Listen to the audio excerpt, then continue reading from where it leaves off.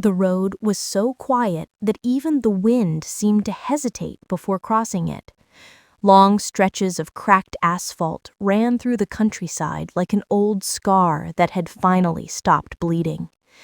At the farthest edge of that road, hidden behind a crooked fence and wild grass that rose like stubborn memories, stood a shack.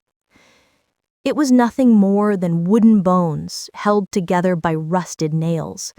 The windows were fogged with age, the door leaned forward, as if tired of standing, and the roof sagged under the weight of 2 forgotten decades. This was where 62-year-old Maya Rahman was left by the only child she had ever loved. Her son, Samir, had stopped the car without a word. The engine hissed, then cooled into silence. He didn't look at her. His jaw was clenched, his fingers still gripping the steering wheel long after the key was removed. "Ma, stay here for some time. I'll send money when I can.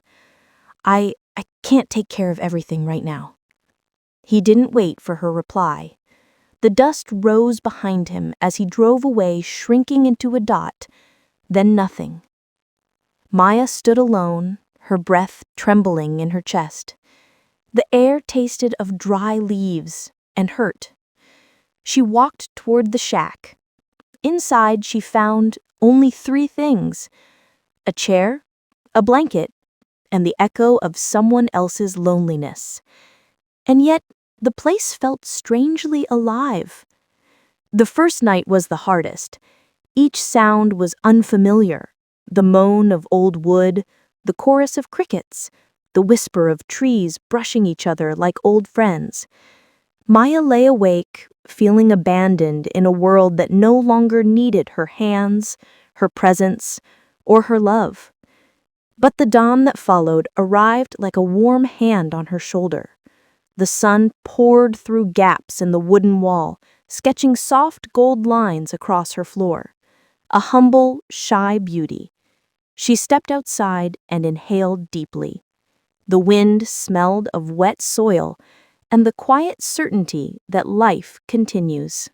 On her 3rd day, she saw a stranger working in the nearby field, an older woman, taller than Maya, with silver plates that swung like braided moonlight. The woman noticed her and waved. "You're new here," she called out. Maya nodded, unsure if she wanted to explain or hide. "My name is Evelyn Hart," the woman said, walking closer. "I live in the cottage down the hill. If you need bread or warmth or company." They sat together on the old wooden steps. The sunset spilled its colors across the field like a quiet blessing.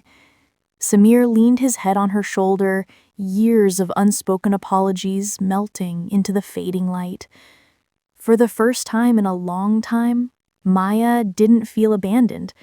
She felt chosen, not because she needed to be, but because her soul had learned to rise on its own. And the shack at the end of the road, once a grave for forgotten hopes, had become the birthplace of her second life, her rebirth.